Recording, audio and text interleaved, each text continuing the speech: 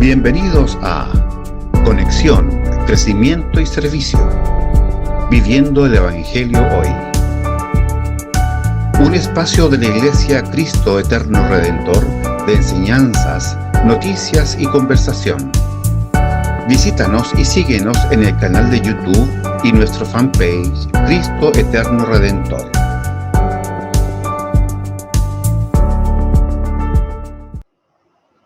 Un gusto saludarles, Dios les bendiga. Soy Arturo Valdebenito, pastor de la Iglesia Cristo Eterno Redentor, dando inicio a un nuevo programa, Conexión, Crecimiento y Servicio, Viviendo el Evangelio Hoy. Estoy muy animado en este día porque seguimos estudiando el libro de los Hechos. Un tiempo precioso hemos pasado inspeccionando, escudriñando las Escrituras en el libro de los Hechos y viendo cómo el Espíritu Santo está obrando a través de la historia en el pueblo de Dios, en la humanidad, en la expansión del Evangelio, en la edificación de la iglesia. Sin Espíritu Santo no hay iglesia, hermanos. Así que estamos muy contentos de poder estar con Juan en esta noche y poder tener la oportunidad de celebrar la misericordia del Señor y esta soberanía de Dios obrando en la iglesia de Cristo. Así que, Juan, ¿cómo estás en este día? Muy bien, gracias al Señor. Estamos aquí confiados en lo que Dios va a hacer a través de su palabra en nuestros corazones. Como decías tú, pastor, creo que es un tiempo rico de poder ver la Escritura, de poder reconocer y ver cómo la iglesia va creciendo y se va expandiendo a medida que el Señor va orando también a través de estos hombres. Así que estamos aquí esperando en el Señor de que su gracia sea sobre nuestra vida en este día. Amén. Vamos a orar entonces para que el Señor guíe a nuestro hermano y que la gracia de Dios obre a través de él también. Señor, en este día estamos delante de ti alegres, gozosos de poder escudriñar tu palabra, Señor, y que esta sea la luz que ilumina nuestro camino, que da entendimiento respecto de tus promesas, de tus propósitos y por supuesto de tu carácter, Señor, de cómo tú eres, cómo tú obras en personas como nosotros, tan necesitados, Señor, y cómo tú has obrado en la historia, en tu iglesia, para tu gloria y para la salvación también de los perdidos, Señor. Usa la vida de nuestro hermano Juan en este día, Señor. Obra a través de él, Señor, llénalo de tu presencia, de tu denuedo para predicar cumplidamente tu palabra y que esta, Señor, nos edifique, Señor. Dale, Señor, las capacidades necesarias, Señor, para enseñar y que todos comprendamos y nos alegremos con él, Señor, de lo que tú quieres enseñarnos. En el nombre de Jesús. Amén. Amén. Amén, amén. Le damos gracias al Señor. Nuevamente, como decías tú, pastor, ya empezamos en el capítulo 11, verso 18, y queremos avanzar hoy día hasta el verso 30, el nacimiento de la iglesia de Antioquía. Nos habíamos quedado en el capítulo 11 después de que Pedro dio su informe a la iglesia de Jerusalén. Ahora Lucas nos va a llevar a una nueva etapa, que es el nacimiento de la iglesia gentil, ya en toda su magnitud. En el capítulo 11, 19, nos habla de los que fueron esparcidos en la persecución un tiempo atrás. Y dice, ahora bien, los que habían sido esparcidos, bueno, ahí en el mapa lo podemos ver, ahí está Antioquía, está Chipre, Fenicia, algunos lugares que los discípulos visitaron. Dice el verso 19, ahora bien, los que habían sido esparcidos a causa de la persecución que sobrevino con la muerte de Esteban, llegaron hasta Fenicia, Chipre y Antioquía, no hablando la palabra a nadie, sino solo a judíos. Como vemos aquí en nuestro mapa, los judíos de Jerusalén, al ser esparcidos por causa de la persecución, no solamente llegaron a Samaria y se esparcieron en las tierras cercanas en Galilea, sino algunos como eran nacionales de estos lugares, llegaron un poco más lejos. Llegaron a Chipre, a Fenicia y algunos tan lejos como Antioquía. Avancemos. Se nos dice que estos cristianos, los que llegaron hasta Antioquía, en el verso 20 lo dice así, pero había algunos de ellos hombres de Chipre y de Cirene, los cuales al llegar a Antioquía hablaron también a los griegos predicando al Señor. Recuerden lo anterior, que cuando fueron esparcidos los discípulos, solamente algunos se dedicaron solamente a predicarle a judíos, pero en este caso ya podemos ver cómo la expansión del evangelio, cómo otros están escuchando la palabra del Señor. Y aquí lo dice claramente, dice, hablaron también a los griegos, predicando, al Señor Jesús. ¿Pero qué significa esto? Que los que fueron con el evangelio hacia Antioquía eran naturales de Chipre y naturales de Cirene en el norte de África. Algunos estudiosos dicen que no es la ciudad de Cirene, sino que a toda esta región del norte de África se le llamaba Roma Cirenaica. Entonces eran naturales de Chipre y de Cirene, judíos convertidos al cristianismo, que ahora fueron a Antioquía y tomaron una decisión radical. Hablaron también a los griegos. ¿Avancemos? Ahora, cuando hablamos de Antioquía, aquí tenemos en la imagen, estamos hablando de una ciudad que queda ahora en Turquía y que se le llama Antaquia. No es una ciudad muy grande, sin embargo, la antigua Antioquía, la capital de la provincia romana de Siria, estaba como a 500 kilómetros de Jerusalén. Imagínense ustedes lo largo, la expansión de territorio que tuvieron que recorrer al ser esparcidos en la persecución. Era una ciudad próspera, era una ciudad importante y bastante grande, una ciudad comercial y política. Ustedes lo pueden ver ahí en la imagen ahora, donde pasaban grandes rutas comerciales de la época, habían algunos también dioses paganos importantes en esta localidad. De tal manera que era una ciudad efervescente en todo sentido, una ciudad grande, en donde el evangelio fue predicado no solamente a los judíos, sino también a los griegos. Avancemos. Aquí hay algunas cosas interesantes que es bueno notarlo. En el versículo 21 nos dice, y la mano del Señor estaba con ellos, y gran número que creyó y se convirtió al Señor. Pero nosotros nos damos cuenta de algo interesante. Dice, nuevamente vemos la soberanía de Dios en acción. Algunos estudiosos piensan que Lucas se convierte en Antioquía.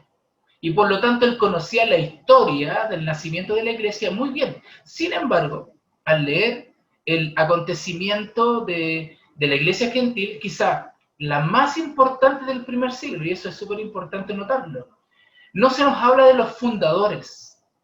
No fue Pedro, no fue Pablo, no fue Bernabé, no fue Felipe, no fue ninguno de los apóstoles, el fundador de la iglesia de Antioquía. Y ahí lo podemos ver en ese pergamino que está puesto ahí en la imagen.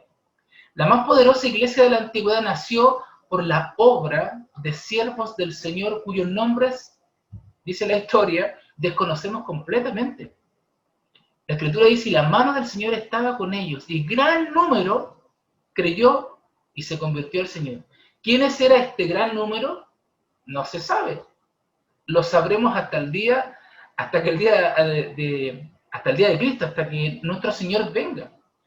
Miren, los estudiosos dicen, es muy probable que Lucas, al ser originario de esta iglesia y conocer quiénes eran los fundadores, dicen que ellos le hayan pedido, estas personas, los que fundaron la iglesia, mantener sus nombres en anonimato, guardándolo para el día de Cristo. O sea, que hayan pedido, por favor, que nuestros nombres no aparezcan, porque quien merece toda la gloria es nuestro Señor. Definitivamente esto es sorprendente porque nuevamente vemos el mover de Dios en el libro de los Hechos, mostrando a esta iglesia que fue importante y que no tiene el nombre de sus fundadores. ¿Por qué? No sabemos las razones, pero los estudiosos han llegado como a esa conclusión, que no hay alguien determinado o específico que haya fundado esta iglesia, sino que fueron algunos que fueron esparcidos, que predicaron, que creyeron en el Señor y que después siguieron predicando, y que ellos fueron los fundadores, que no se sabe hasta el momento quiénes son. Ahora, si nosotros seguimos leyendo los versos del 22 al 24, dice así, y la noticia de esto llegó a oídos de la iglesia de Jerusalén, y enviaron a Bernabé a Antioquía, el cual cuando vino y vio la gracia de Dios, se regocijó, dice, y animaba a todos para que con corazón firme, permanecieran fieles al Señor. Porque era un hombre bueno y lleno del Espíritu Santo y de fe, y una gran multitud fue agregada al Señor. Amén. Al igual que la obra de Samaria, recuerden ustedes que el informe que dio Pedro a la iglesia de Jerusalén, nuevamente esta iglesia de Jerusalén se entera que algo grande está pasando en Antioquía. Y es que aquí decía, en este momento es que ellos deciden enviar no a un apóstol, sino a Bernabé. Avancemos. Ahora, veamos algunas razones, que es importante notarlo también, por qué la iglesia de Jerusalén no envió un apóstol. Es muy probable que los apóstoles estuvieran en otras tareas o desconocían el campo gentil. Es importante notar que el número de apóstoles que estuvieron cerca del Señor eran galileos y no tenían una profunda relación con el mundo gentil. Recordemos el sufrimiento de Pedro en Hechos capítulo 10, cómo él sufrió para entrar a la casa del gentil. Lo vimos en la clase anterior. Bernabé La casa de tenía Cornelio. ¿Cómo, pastor? ¿Cómo decía? La casa de Cornelio. La casa de Cornelio, justamente cómo él luchó con la visión, luchó con lo que Dios le estaba mandando a hacer en su interior, obviamente, porque él tenía a los gentiles como por inmundos, según él. Bueno, aquí dice que Bernabé tenía suficiente crecimiento de liderazgo espiritual para la obra. Bernabé, el hijo de consolación, recuerden, era un líder ya conocido, y a él se le envía. Lo más importante, y es bueno recalcarlo acá en este punto, porque él era chipriota, al igual que los fundadores desconocidos de esta obra. Era de Chipre y de Cirene. Avancemos. Por tanto, esta es una iglesia gentil. Ha sido fundada por chipriotas y cirenaicos. Entonces, ellos se preguntaron, ¿a quién vamos a tener que enviar entonces? ¿A quién? Obviamente, a Bernabé, un líder espiritual que conoce la cultura y que se va a poder relacionar de mejor manera, de mejor forma con la gente de este lugar. En el verso 24 habla de 3 características de este hombre. Se dice que era un hombre bueno, era lleno del Espíritu Santo y lleno de fe. Encontramos en todo el Nuevo Testamento que las características relacionadas con el carácter y con las relaciones son muy importantes. Y lo hemos estado enfatizando a medida que hemos avanzando, el testigo y el testimonio. Dice que era un hombre bueno. Bueno, la idea de bondad está aparejada, no solo con alguien santo, sino, como dice ahí en la presentación, sino útil, de buen ánimo, gozoso, un hombre agradable, excelente, distinguido. ¿Ya? No. Entonces esas son las características que tenía Bernabé. Más abajo dice, lleno del Espíritu Santo, o sea, un hombre rendido y controlado por el Señor, que estaba dispuesto a hacer lo que Dios le estaba ordenando que hiciera. Alguien de fe, dice, alguien que creía en el Señor conforme a las Escrituras. ¿Ya? Entonces ahí, como dice ahí, recordemos que él vio en Saulo lo que nadie pudo ver, y lo vimos anteriormente también. Avancemos. Sí, quería comentar algo respecto de este punto, ¿sí? que interesante cómo Dios trabaja en las personas, las elige, las pule, las forma para su obra, ¿no?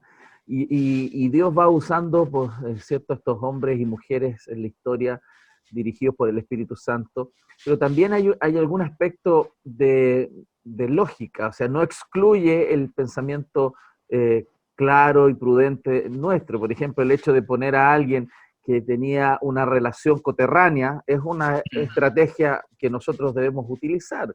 Por supuesto, tiene que haber mayores facilidades para el diálogo y la comunicación a alguien que era propiamente de esa tierra, así que el hecho de que Dios obre soberanamente no excluye que también nosotros debemos ser sabios e inteligentes en la estrategia misionera. Si observamos también cómo el apóstol Pablo trabajaba, él principalmente plantaba iglesias, por ejemplo, en ciudades estratégicas, y desde las ciudades estratégicas, que eran cosmopolitas, centros culturales, centros de comercio, desde ahí el evangelio era extendido hacia el mundo. Entonces, eso es muy interesante, cómo está la soberanía de Dios y la responsabilidad humana caminando siempre en paralelo en estas historias bíblicas también. Claro, también cuando tú hablas, pastor, me recuerda cuando Felipe fue llevado, dice, por el Espíritu hasta el Etíope, y él después se fue a Samaria, perdón, a Etiopía, bueno, a todos esos lugares, pero Dios no llevó a Felipe, sino que Dios usó a Felipe para que le predicara a este hombre y para que este hombre fuera y predicara en ese lugar. Entonces, es lo mismo que está sucediendo acá. Dios llama a Bernabé y después lo manda a su tierra con su gente para hablar, y de hecho más adelante lo vamos a ver que él estuvo bastante tiempo en la iglesia de Antioquía.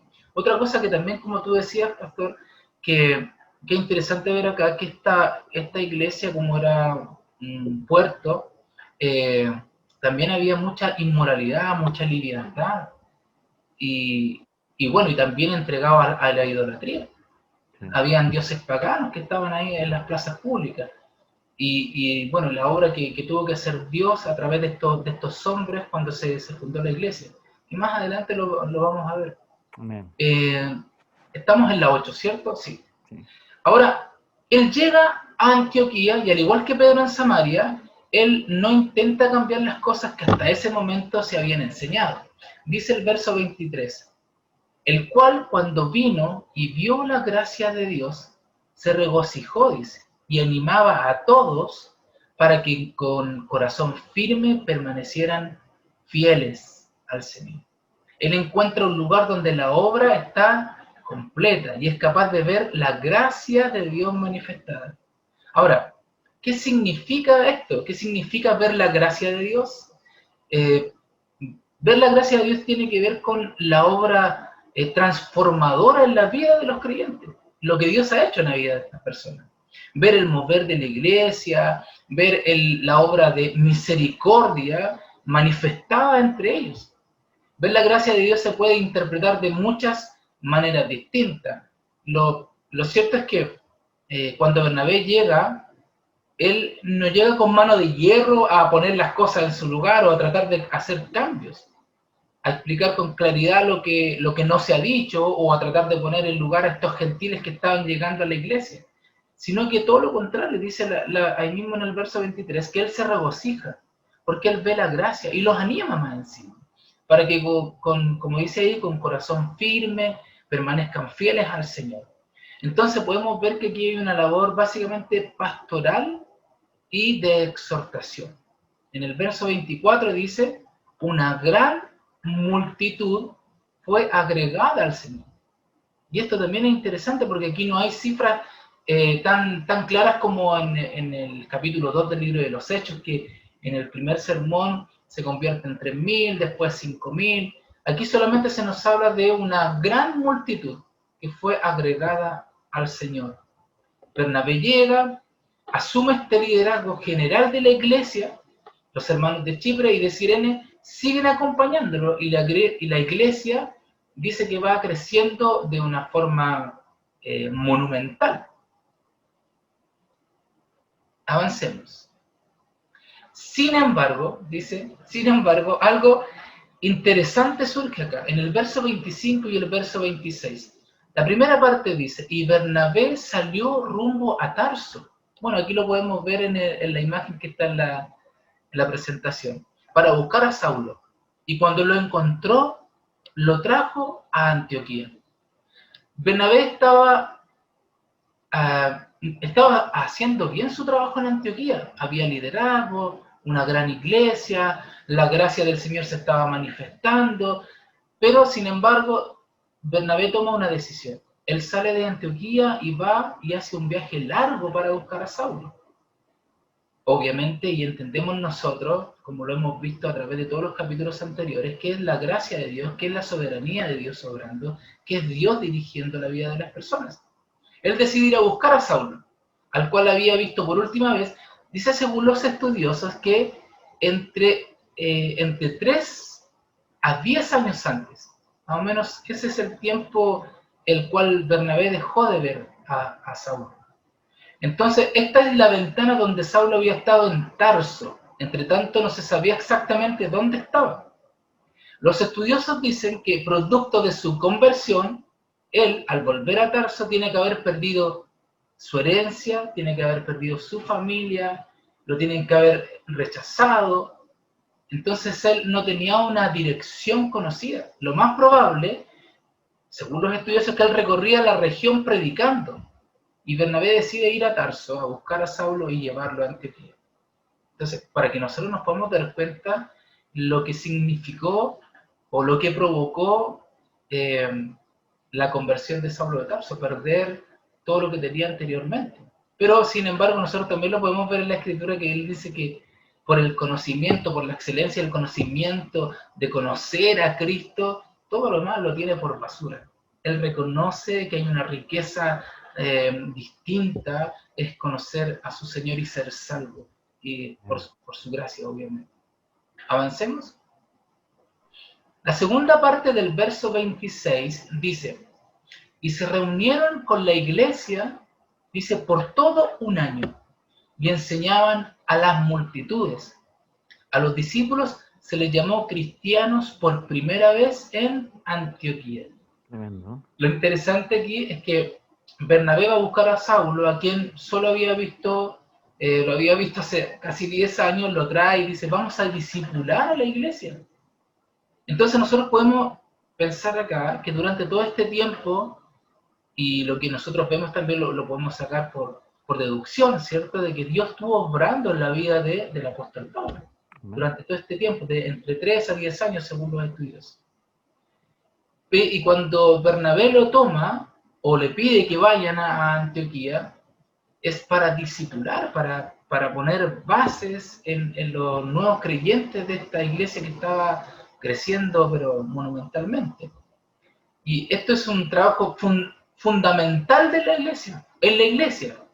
Esta compañía, esta asociación va a ser fundamental para el desarrollo de la iglesia gentil en todo el mundo conocido en este momento. Ahora, una cosa interesante, dice el verso 26, a los discípulos se les llamó por primera vez cristianos. ¿Dónde? En Antioquía.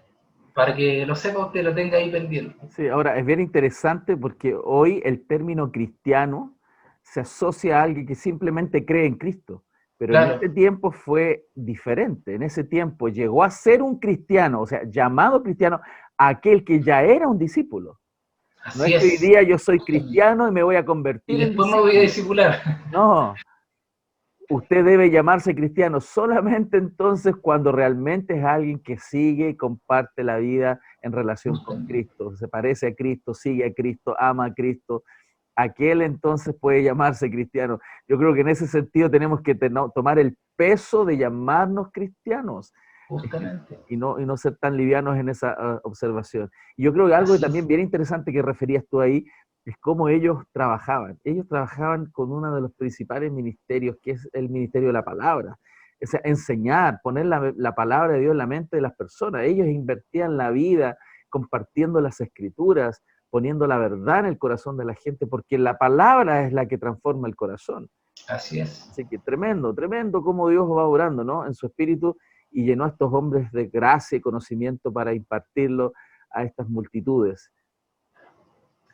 Bueno, como decías tú, pastor, en el Nuevo Testamento la palabra cristiano solo aparece 3 veces.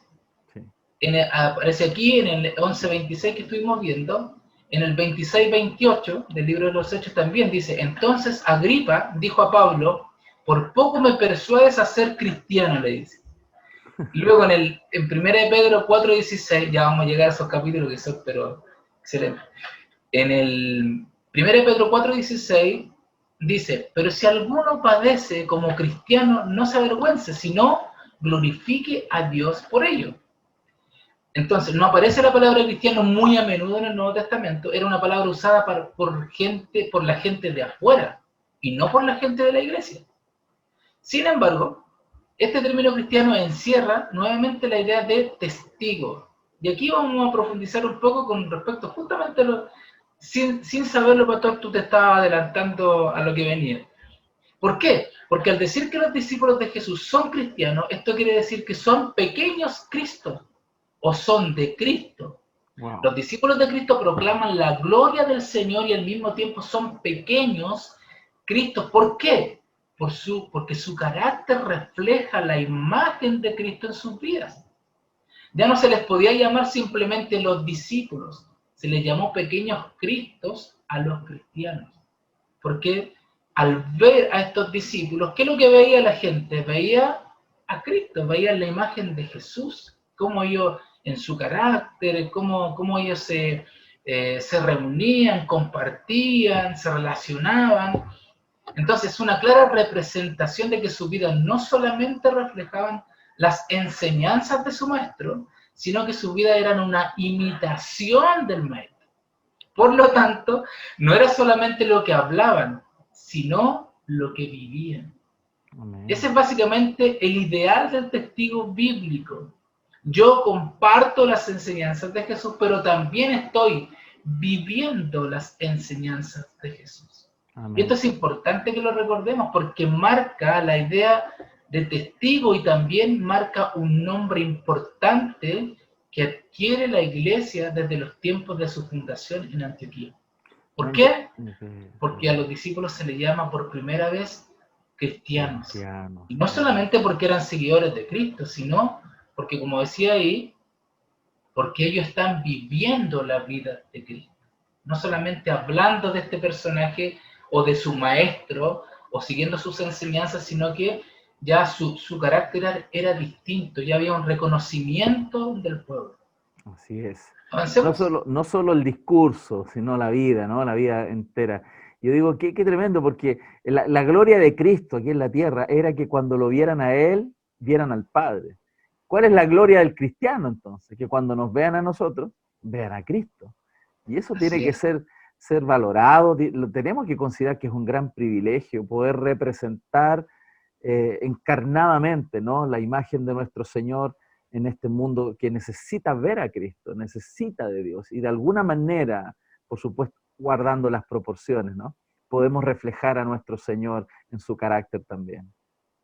Bueno, yo creo que esa es la meta nuestra, y yo creo que por eso el apóstol Pablo también decía, yo muero cada día. ¿Por qué? Porque quiero ser semejante a la imagen de Cristo, no quiero verme yo, quiero que si alguien me ve a mí, como él decía, imítenme a mí porque yo imito a Cristo, o sea, llegar a ese punto.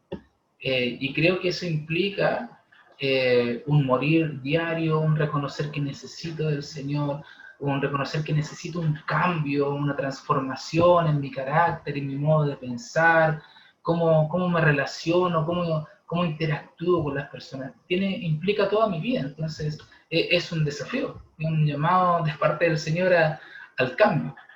Avancemos a la otra, la 12. Eso ahí, gracias. Entonces, a partir del verso 27 al 30 seguimos leyendo, porque por aquellos días, dice, unos profetas descendieron de Jerusalén a Antioquía, y levantándose uno de ellos llamado Ágabo, daba a entender por el Espíritu que ciertamente habría gran hambre en toda la tierra. Y esto ocurrió durante el reinado de Claudio. Los discípulos, conforme a lo que cada uno tenía, determinaron enviar una contribución para el socorro de los hermanos que habitaban en Judea, y así lo hicieron, mandándola a los ancianos por mano de Bernabé y Saúl. Ahora, nosotros encontramos dentro de la iglesia, dentro de la historia de la iglesia, que Lucas señala un solo aspecto de la vida de la iglesia de Antioquía. Ya hemos visto que Lucas no intenta darnos una historia cronológica de los acontecimientos de la iglesia, ni siquiera todos los acontecimientos importantes de la iglesia, sino solamente algunos que son significativos para nosotros. Ahora, en este aspecto ustedes recordarán en Hechos 2 que cuando se funda la iglesia de Jerusalén, lo primero que se recuerda es la vida en comunidad, es la vida común en la iglesia, la generosidad material que había, porque dice que ellos vendían y repartían según la necesidad que había. Creo que se recuerdan esto del capítulo 2. Bueno, en la iglesia de Antioquía sucede un fenómeno muy similar. La iglesia no repitió el mismo patrón de vida comunitaria de Jerusalén, pero mantuvo el principio de la generosidad y el desprendimiento material. Recordemos que vivieron en común los de la iglesia de Jerusalén, porque muchos eran prosélitos y judíos de muchos lugares, que empezaron a vivir en comunidad y desarrollaron el principio de la generosidad mutua. ¿Para qué? Para que se pudiesen sostener como iglesia.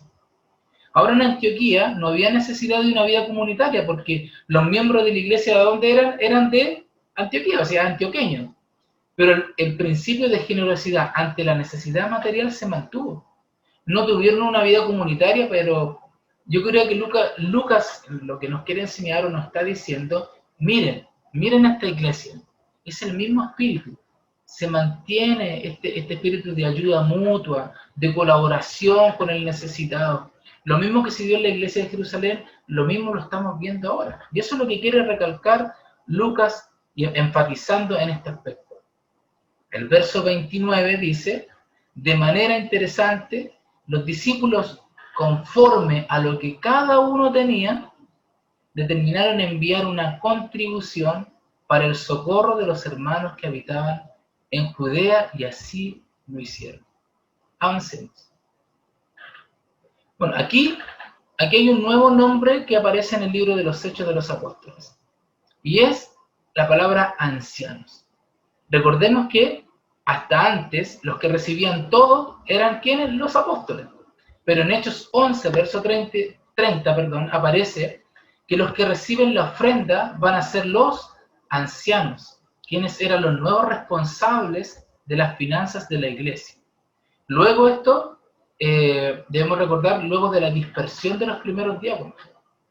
Más adelante veremos cómo los ancianos van ocupando un lugar importante de liderazgo junto con los apóstoles. Y años después, los apóstoles desaparecen de la escena de Jerusalén y los ancianos ejercen el liderazgo oficial de la iglesia. O sea, el apostolado va menguando. Los apóstoles, dice la traducción, salen dispersos a predicar a diversos o en diversos lugares. Y los que empiezan a ocupar el liderazgo y los que se quedan en la iglesia, podríamos decir, son los ancianos. Recuerden que en un principio, en el libro de los capítulo 2, cuando ellos toman la decisión de elegir a los diáconos, era para que ellos justamente se dedicaran a la predicación de la palabra. Y eso es lo que está sucediendo acá también. Ellos están dejando con esta responsabilidad del cuidado, del pastorado, de la enseñanza también, a los ancianos, pero porque ellos están también yendo a otros lugares a enseñar la palabra del Señor. Lo cierto es que Lucas nos va diciendo y mostrando cómo se va moviendo esta organización de la iglesia, y Bernabé y Saulo llevan esta ofrenda por, ¿cuánto? Por 500 kilómetros hacia Jerusalén. Y hasta aquí vamos a quedar hoy día. La próxima semana queremos avanzar desde el capítulo 12, desde el verso 1 al verso 25. Y ahí ya la cosa se pone un poquito más compleja, porque ya empezamos a ver la primera oposición que hay con los discípulos, con esta nueva organización que se está dando en la iglesia. Así que para que preparemos nuestra mente, para que leamos el capítulo 12, desde el verso 1 al 25, y así tengamos clarito qué es lo que vamos a tratar la próxima semana. Así que, de verdad, una bendición, y ver también a través de la Escritura cómo Dios nos va enseñando, cómo Dios nos va confrontando, cómo Dios nos va dirigiendo también a nosotros, entendiendo la dirección de la iglesia. Como decía tu pastor, que es por obra del Espíritu Santo. De hecho, este es el tiempo del Espíritu, es el tiempo del Espíritu Santo, porque va dirigiendo no solamente a la iglesia, sino nos va dirigiendo a nosotros también en lo particular, en lo individual. Así que dejémonos dirigir, dejémonos guiar por el Señor. Él es soberano y Él hace su voluntad perfecta y agradable en nuestras vidas. Así que lo necesitamos todos nosotros. Por supuesto que sí, necesitamos la gracia del Señor a diario. Qué hermosa la Escritura. Nos vemos enfrentados a cada situación, entonces necesitamos la dirección del Señor. Amén. Así que tenemos ahí responsabilidad con respecto a nuestra comunión, a nuestra devoción, al morir cada día. De verdad que esto nos confronta. Cuando examinamos la palabra del Señor y vemos cómo Dios actúa, cómo Dios mueve a las personas, cómo Él obra a través de seres humanos que tienen una naturaleza de pecado, pero cómo Dios, Él se puede glorificar. Yo creo que la idea, no sé si la idea cabe la palabra, pero yo creo que lo que podemos hacer al final de todo esto es dar gloria al Señor, porque Él tiene misericordia de nosotros. Amén. Tiene misericordia de su iglesia, porque está constituida por hombres. Así que eso, pues, mi pastor. Está el desafío, como tú lo planteas, ¿no? Todo este desafío interno en nuestro carácter, y también el texto nos muestra todo el desafío externo. Yo creo que hoy día como iglesia estamos tan desafiados en el mundo de la predicación, también en este contexto tan escéptico, tan ateo, que no es distinto a lo que también le tocó vivir a los primeros cristianos. Entonces, el libro de los Hechos es muy, muy atingente al contexto que tenemos hoy día. Así que damos gracias al Señor por esta enseñanza, Juan, y te invitamos entonces a continuar, que la próxima semana nos guíes también y seguimos profundizando en el libro de los Hechos. Muchas gracias, mi hermano. Amén. Bendiciones para todos. Bendiciones. Muy bien, vamos entonces a concluir el día de hoy. Agradecemos su participación y su ánimo de estar con nosotros en otro programa Conexión, Crecimiento y Servicio, viviendo el Evangelio hoy. Hasta una próxima oportunidad.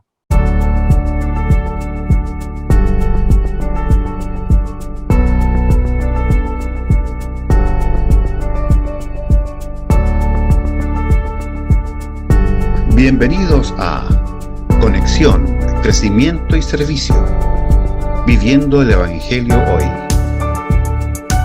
Un espacio de la Iglesia Cristo Eterno Redentor de enseñanzas, noticias y conversación. Visítanos y síguenos en el canal de YouTube y nuestro fanpage Cristo Eterno Redentor.